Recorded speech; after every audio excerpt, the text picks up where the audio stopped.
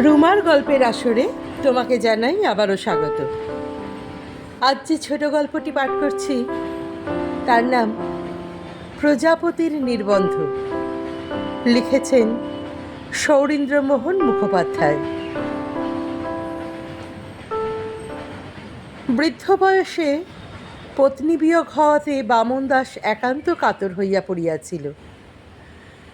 বৃদ্ধ বয়সের এ দুঃখ অর্বাচীন পুত্রগণ বুঝিল না। তাই যখন তাহারা ৩-৪ দিন ধরিয়া ঈশান ঘটককে ক্রমাগত আসিতে এবং পিতার সহিত গোপনে পরামর্শ করিতে দেখিল, তখন অন্তরালে তাহারা ঈশানকে এমন শাসাইয়া দিল যে অতঃপর ঈশান আর বামন দাসের বাড়ির চৌকাঠ মারাইতে সাহস করিল না। সেদিন বদমাইশ প্রজা নিতাই প্রামাণিকের নিকট হইতে বহু দিনকার পরও খাজনা আদায়ের জন্য বামন দাস যখন স্কন্ধে চাদর ফেলিয়া ছেঁড়া চটি ফটর ফটর করিতে করিতে বাহির হইল, তখন চৌধুরীদিগের বাগানের প্রকাণ্ড তালগাছের পশ্চাতে সূর্য অস্ত যাইতেছিল। গাঙ্গুলিদিগের পুষ্করিণীর পার্শ্বে যে অশ্বত্থ বৃক্ষ আছে, তাহারই সম্মুখে বামন দাস ঈশানের সাক্ষাৎ পাইল। ঈষৎ হাসিয়া বামন দাস কহিল, কি হে ঈশান, আর ওদিকে যাওটাও না যে? ঈশান কহিল, আগে যাব কি, ও বাড়িতে মাথা গলালে আপনার ছেলে আমার পা ভাঙবে বলেছে। বামন দাস কহিল, যত কুলাঙ্গার জুটেছে, তা আমি আছি, কেমন পা ভাঙে দেখব না? ঈশান কহিল, আগে পা ভাঙলে পর দেখা বিশেষ এসে যাবে না, তবে দুঃখ হচ্ছিল আপনার জন্যে। শরীরটা ক্রমেই যেন ভেঙে পড়ছে। যত্ন আত্মি করছেন না বুঝি মোটে? বামন দাস ছোট একটা দীর্ঘ নিঃশ্বাস ফেলিয়া কহিল, তুমিও যেমন নিজের শরীরে আর যত্ন কে কবে করে থাকে ঈশেন। গিন্নি কি তো আজই রাখতেন। ছেলেপিলেরা কি কিছু বোঝে না দেখে? নিজেদের নিয়েই 24 ঘন্টা ব্যস্ত আছে। ঈশান কহিল, আগে ঘোর কলি, তবে আর কেন বলেছে? মোদ্দা কথা, এমন অযত্ন করলে শরীর আর কদিনই বা টিকবে? আর টিকেই বা লাভ কি বলো? এই যেন হাল ভাঙা নৌকোখানা বানচাল হয়ে ঘুরে বেড়াচ্ছি বই তো নয়। বলিয়া বামন দাস সহানুভূতি লাভের আশায় একটা হতাশা মিশ্রিত হাসি হাসিল। ঈশান কহিল, বলেন কি মশাই, আপনারা আছেন তবু পর্বতের আড়ালে আছি, তা একটা বিয়ে থা করে। ওই জন্যেই তো তোমার সঙ্গে কথাবার্তা বইতে চাই ঈশেন। একটি বিয়ে না করলে তো আর চলে না। সে যেমন আমাকে বুঝবে, চালিয়ে নিয়ে বেড়াবে, এমন কি ছেলেমেয়েরা পারে? বটেই তো, বলে দুধের স্বাদ কি ঘোলে মেটে? তা ভারী একটা হাতছাড়া হয়ে গেল। কেন কেন? আগে ওই ত্রিলোচন চক্রবর্তীর এক শালি ছিল, চমৎকার মেয়ে, যেন দুর্গা ঠাকুরনটি। আর বয়স বলবো কি মশাই, আপনার সঙ্গে মানাতো। আহা, ওই অমনটি হলেই ভালো হয়। হাজার হোক আমারও কিছু বয়স হয়েছে, এখন কি আর কচি মেয়ে মানুষ করা পোষায়? তাছাড়া বুঝেছ তো আমি কেমনটি চাই। এই দুদিনে আমাকে বুঝে নিতে পারে। আফিমটুকু ঠিক করে রাখলে, দুটো পান ছেঁচে দিলে, একটু গা হাত পা টিপে দিলে, 2 ছিলিম তামাক। আগে হ্যাঁ, ও আর আমাকে বলতে হবে না। অর্থাৎ আপনি যা চান এসেই একেবারে নিজের দখলটুকু বাগিয়ে ঠিক করতে পারে। এই এই তুমি একটু দেখে শুনে লাগো দাদা, তোমায় বিশেষ রকম পরিতোষ করব। ঈশান একটু মাথা হেলাইয়া আকাশের দিকে চাহিল, পরে কহিল, কিন্তু মশাই, আমার একটি মিনতি আছে। আপনার বাড়িতে আমি যেতে পারবো না। যা সব ছেলে, আপনি বিবাহ করলে ছেলে পিলেও তো হবে, তারা বিষয়ের অংশ নেবে, কাজেই এরা রেগে টং হয়ে আছে।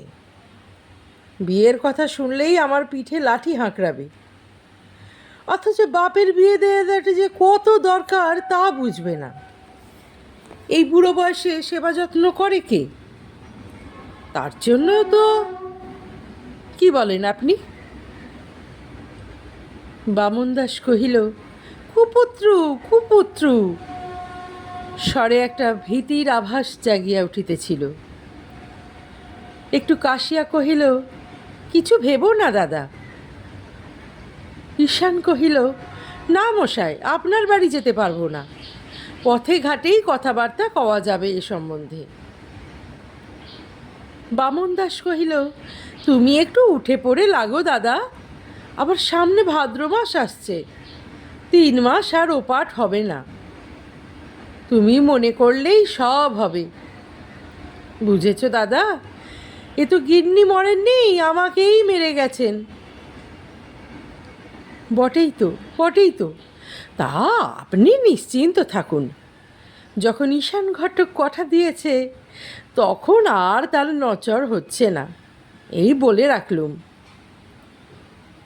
বেঁচে থাকো দাদা, চিরজীবী হও। ঈশান চলিয়া গেল। বামন দাস দীর্ঘ নিঃশ্বাস ফেলিয়া ঈশানের দিকে অনেকক্ষণ চাহিয়া রহিল। সে দৃষ্টির অন্তরালে মিলাইলে বৃদ্ধ নিতাই প্রামাণিকের উদ্দেশ্যে চলিল। ইহার পর ঘোষেদের বাগানে, মিত্রদের বাড়ির পাশে, গ্রামের বাবা ঠাকুর তলায় ও ঈশানের ঘরে পরামর্শাদি এমন সবেগে চলিতে লাগিল যে ব্যাপারটা পুত্রগণের আর অগোচর রহিল না, এবং তাহারা ইহার পর এমন ভাব ধারণ করিল যে বাধ্য হইয়া অবশেষে কলিকাতায় কালী দর্শনের নাম করিয়া বামন দাস একদিন গৃহত্যাগ করিল।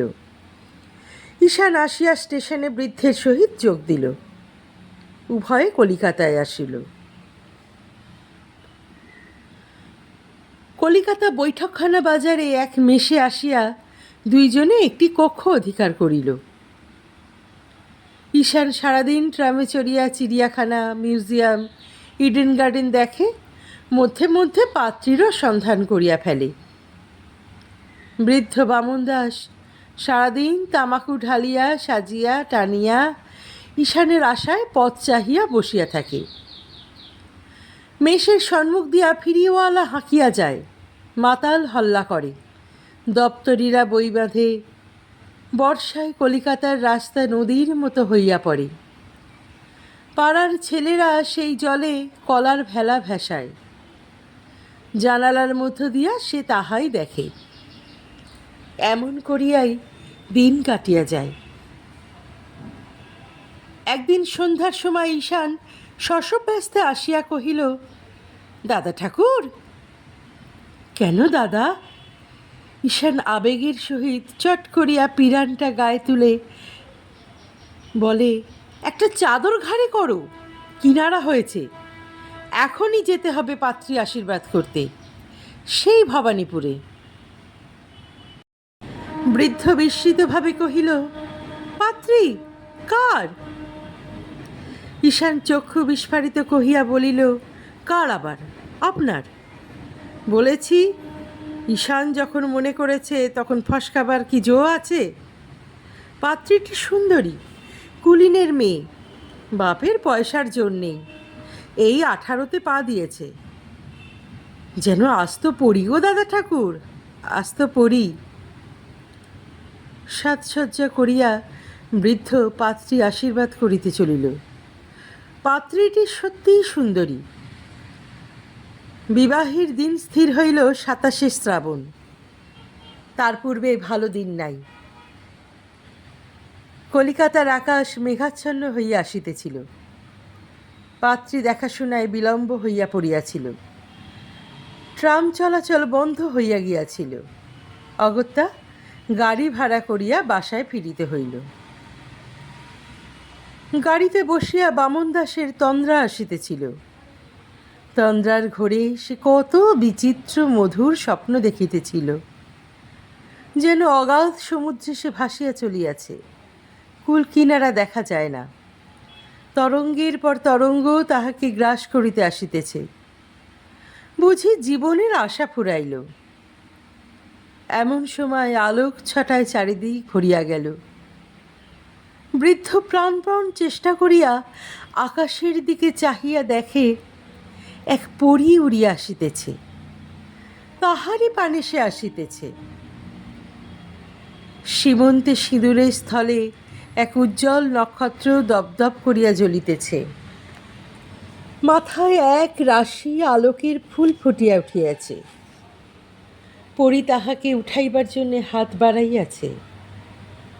সে যেমনই পরীর কোমল সুন্দর হাত ধরিয়া জল ছাড়িয়া উঠিবে, অমনি কর্কর শব্দে মেঘ গর্জিয়া উঠিল।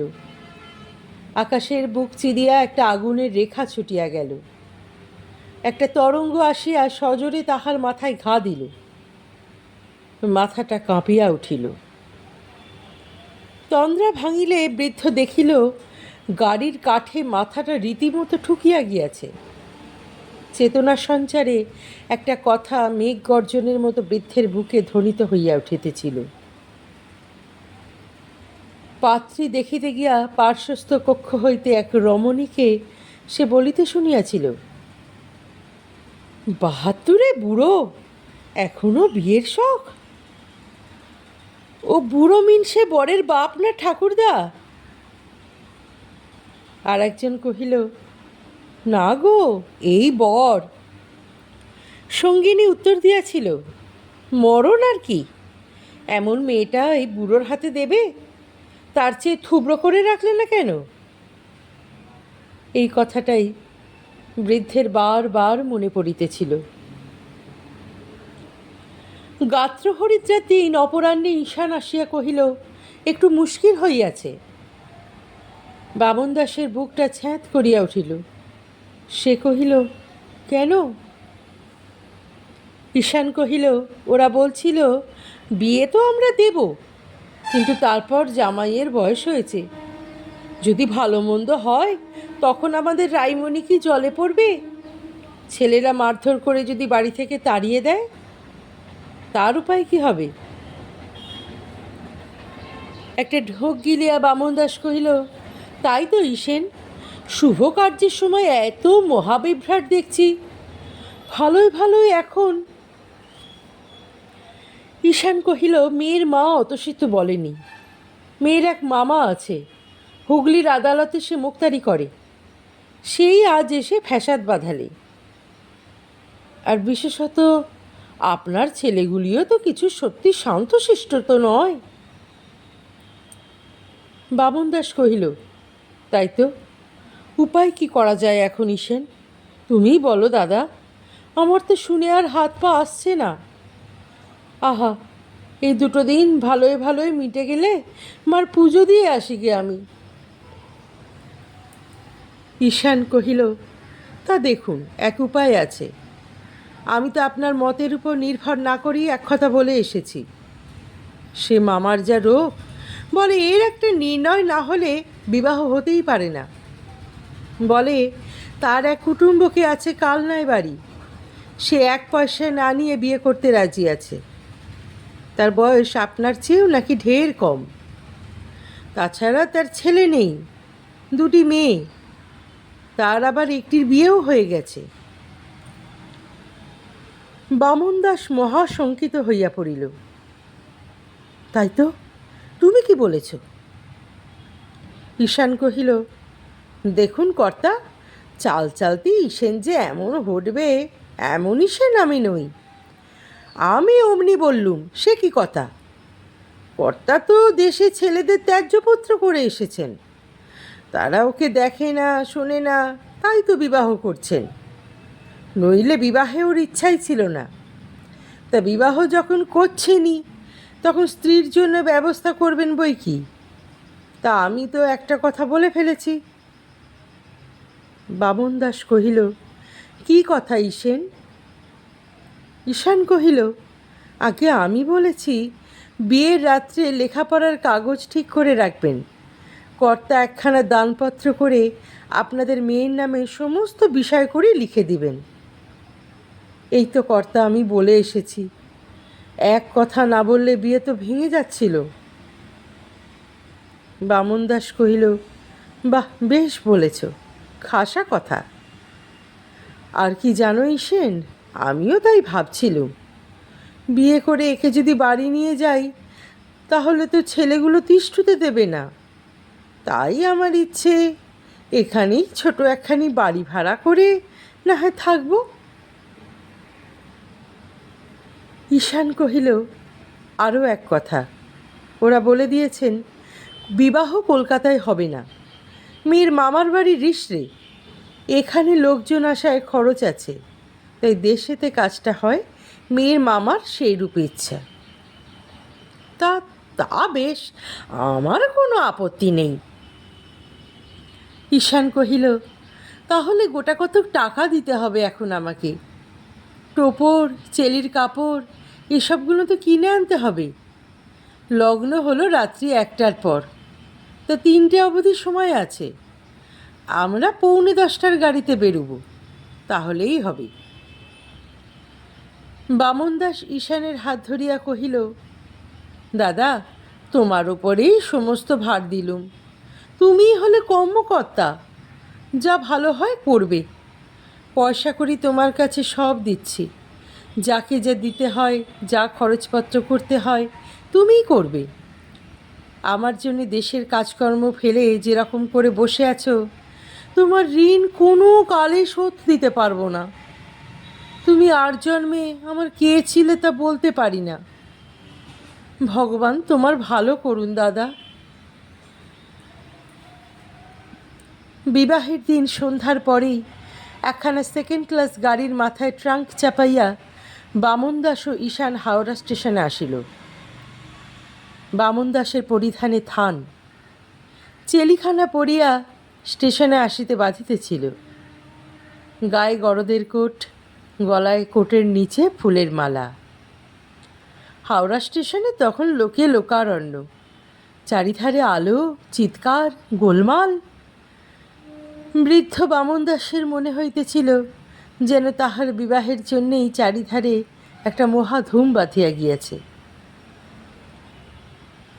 ঈশান তাহাকে হুইলারের বুক স্টলের নিকট আনিয়া বলিল, আপনি বসুন, আমি টিকিট কিনে আনছি, উঠবেন না যেন। বামন দাস কহিল, বেশ দাদা, তুমি শীঘ্র এসো, ট্রেনখানা যেন ফেল না হয়ে যায়। কথাটা ভাবিতেও বৃদ্ধ শিহরিয়া উঠিতেছিল। বৃদ্ধ বসিয়া ভাবিতেছিল ভবিষ্যতের সুখের কথা। একটি নোলক পরা কচি মুখের মধুর হাসি, চুরি বালা পরা 2খানি কোমল হস্তের মধুর স্পর্শ, অলক্ত রঞ্জিত 2খানি চরণের বলের রুনুঝুনু সঙ্গীত, শুষ্ক বৃক্ষ পত্রপল্লবে আবার সাজিয়া উঠিবে। নবরার কত আদর আবদার, ভাবিতেও বৃদ্ধ আনন্দে অধীর হইয়া উঠিতেছিল। বামন দাস আরও ভাবিতেছিল, মাথার চুলগুলা পাকিয়া গিয়াছে, তাহাতে কি আসিয়া যায়? প্রাণটার মধ্যে এখনো রসের নির্ঝর শুকায় নাই।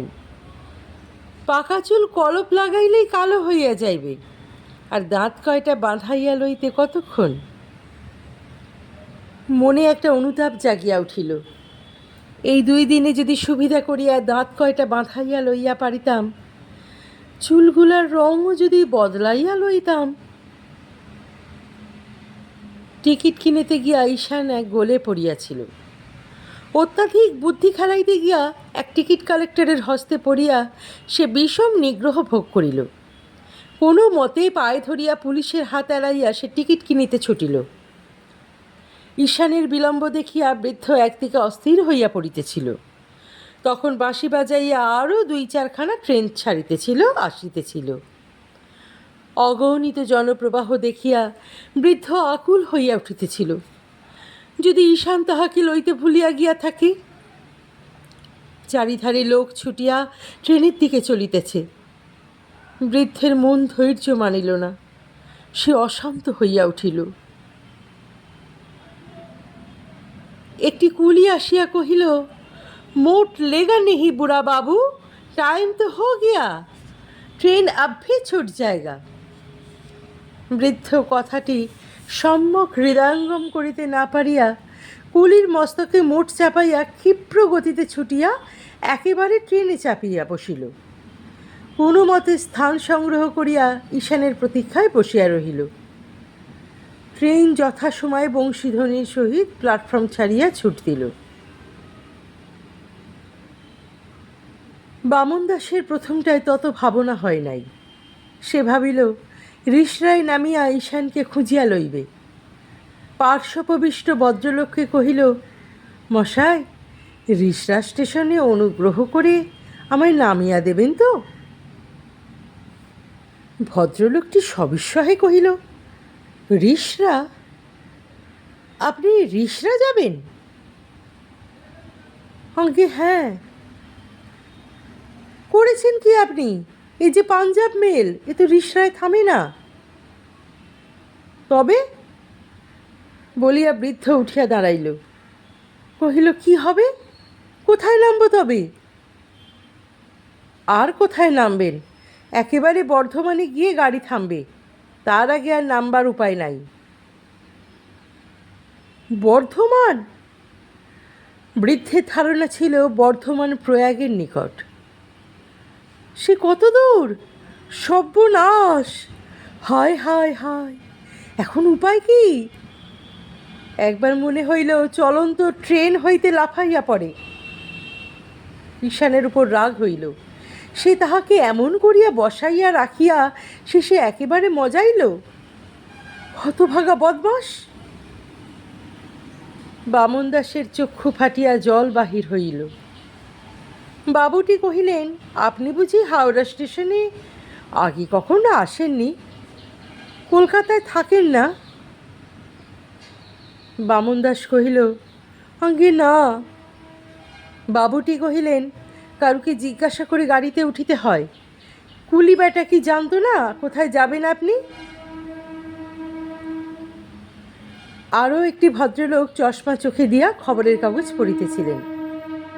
চশমার উপর দিয়া দুই চক্ষু বিস্ফারিত করিয়া তিনি কহিলেন, আর এই হাওড়া স্টেশন এমনই হয়েছে যে লোকাল ট্রেনগুলো কোন প্ল্যাটফর্ম থেকে যে ছাড়বে, যাদের রীতিমতো ট্রাভেল করা অভ্যাস নেই, তাদের ধারণা করতে গিয়েই তো ট্রেন ফেল করে বসে।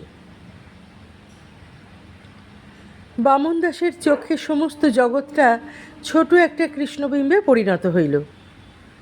নানা তর্ক বিতর্কের মধ্যে সে দিশাহারা হইয়া পড়িল।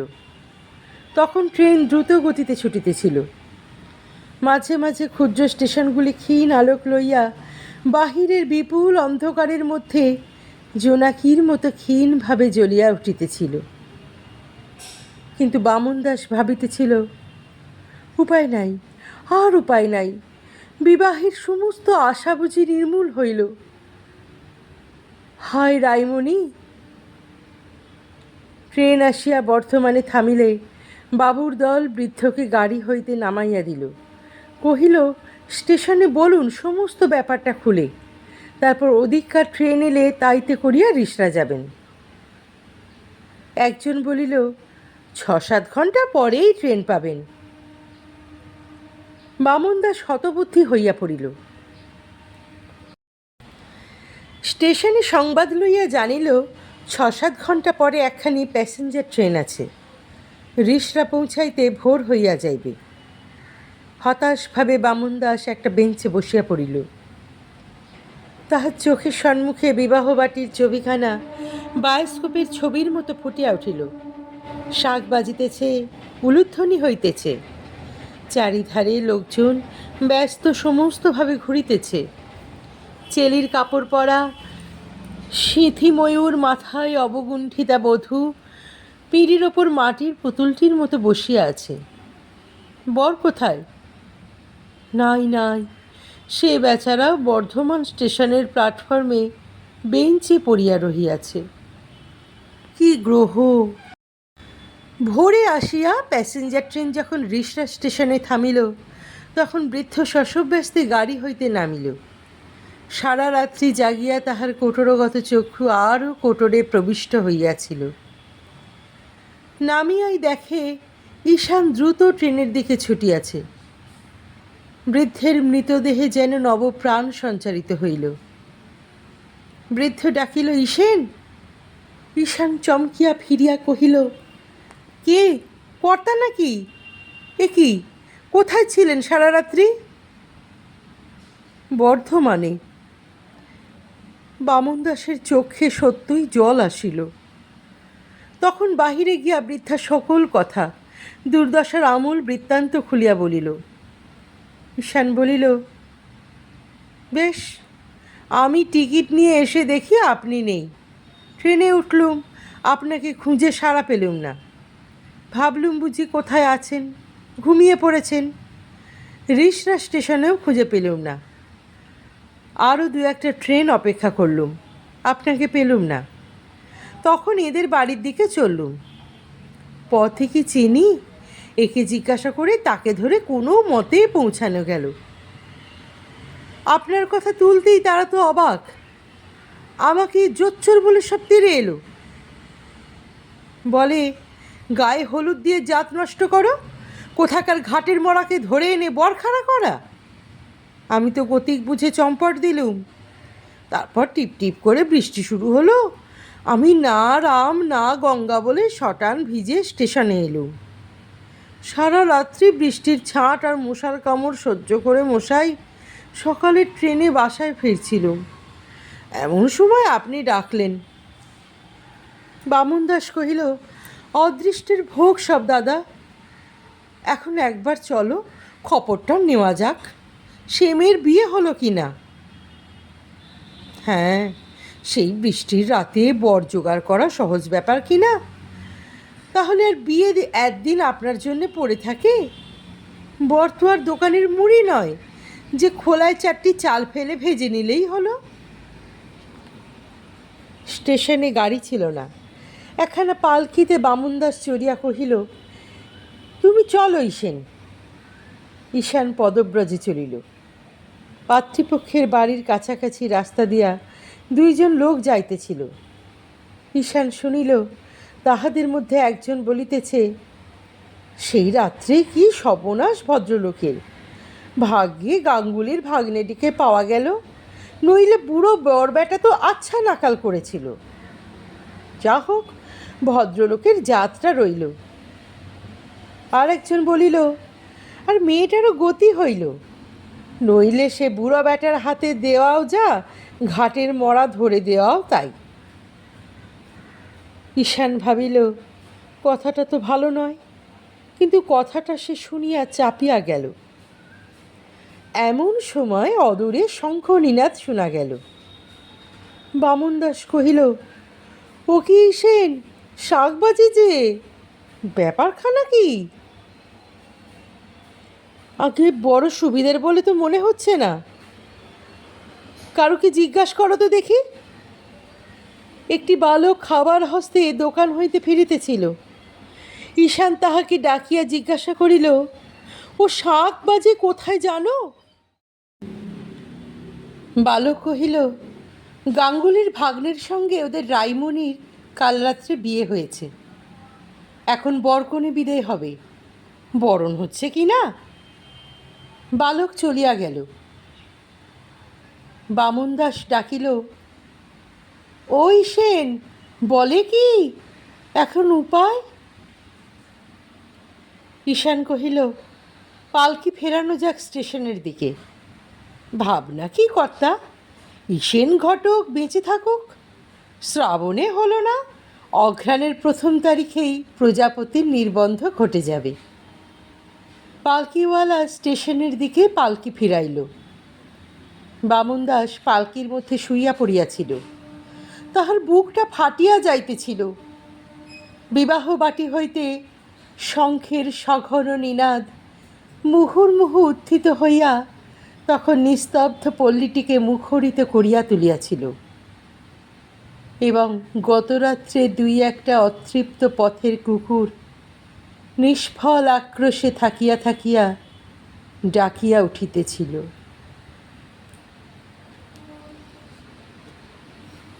আজকের গল্পটি কেমন লাগলো তোমার মূল্যবান মতামত কমেন্ট বক্সে অবশ্যই লিখে জানিও। গল্পটি ভালো লাগলে লাইক করো এবং শেয়ার করে দিও পরিচিতদের মধ্যে। যারা এখনও চ্যানেলটি সাবস্ক্রাইব করনি তারা কিন্তু অবশ্যই সাবস্ক্রাইব করে সঙ্গে থেকো আর অপেক্ষা করো নতুন গল্পের জন্য। অনেক অনেক ধন্যবাদ। নমস্কার।